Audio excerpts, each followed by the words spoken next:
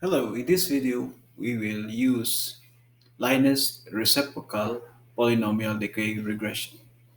So our 1 comma x matrix will show the polynomial to the fourth degree, to the minus fourth. So from 0 to -1 to the -2 to -3 and -4. And it's a decay because the sign here is negative b.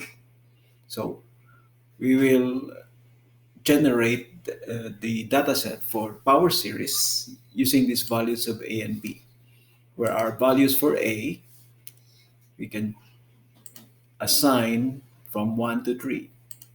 So from a list, 1, comma 2, comma 3, comma 4. And for B, we also assign from a list 1, comma 2, comma 3, comma 4. Now we have four values to choose from for A and for B. Let's say we choose 2 for A and 2 for B.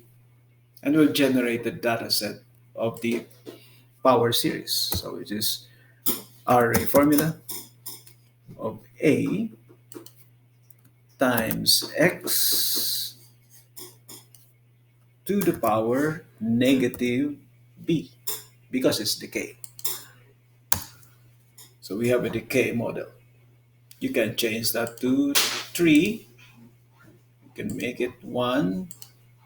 So whichever is, you can choose any value and the trend line changes as well because our data set changed.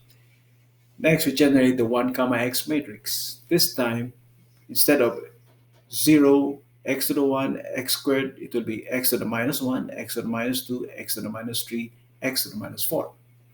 So this is equal to array formula. Array formula of the x values raised to the power these values. And we have the 1 comma x matrix. Now we can use the LINEST. So we the LINEST of data y and data x. Enter. So you'll notice our value for A, which is 2, is in the second degree. So meaning this is 2 times x to the power -1. So it is located here, but the value is 2. Suppose if I change that to 3. So now it is again 2 times x to the minus 3. So this is already a B tree. So we can change this to 2 to 4. So we have the value 4, and it is 4 times x to the minus 3 because the value of B is 3. So this completes the LINEST reciprocal polynomial decay regression for a power series dataset.